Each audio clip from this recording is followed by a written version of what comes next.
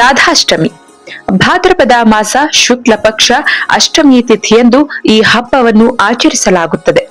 ಈ ದಿನವನ್ನು ಶ್ರೀಕೃಷ್ಣ ಜನ್ಮಾಷ್ಟಮಿಯ 15 ದಿನಗಳ ನಂತರ ಆಚರಿಸಲಾಗುತ್ತದೆ. ರಾಧೆ ಅಂದರೆ ಭಕ್ತಿ, ಪ್ರೀತಿ, ಶ್ರದ್ಧೆ, ಸಂಪೂರ್ಣ ಶರಣಾಗತಿ ಇವುಗಳ ಪರಮ ಸಂಕೇತ. ರಾಧಾಷ್ಟಮಿ ದಿನವನ್ನು ರಾಧೆಯ ಜನ್ಮದಿನ ಎಂದು ಹೇಳಲಾಗುತ್ತದೆ. ರಾಧೆಯ ಜನ್ಮಸ್ಥಳ ಬೃಂದಾವನ ಸಮೀಪದ ಬರ್ಸಾನ. ವೃಷಭಾನು ಮತ್ತು ಕೀರ್ತಿದೇವಿ ಅವರಿಗೆ ಮಕ್ಕಳು ಇರಲಿಲ್ಲ.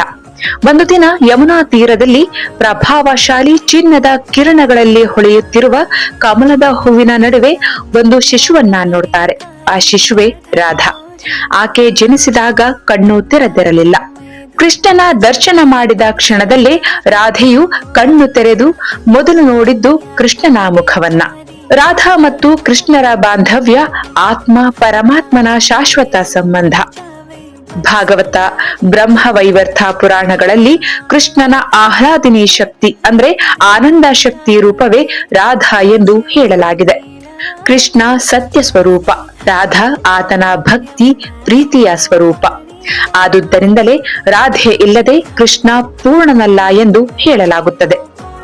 ಈ ರಾಧಾಷ್ಟಮಿ ದಿನ ಭಕ್ತರು ರಾಧಾ ಕೃಷ್ಣ ಎಂದು ಜಪ ಮಾಡುವುದೇ ಪೂರ್ಣ ಭಕ್ತಿ. ವೃಂದಾವನ, ಬರ್ಸಾನ, ಮಥುರಾ ಪ್ರದೇಶಗಳಲ್ಲಿ ರಾಧಾರಾಣಿಯ ಆರಾಧನೆ ಅತ್ಯಂತ ವಿಶೇಷವಾಗಿದೆ.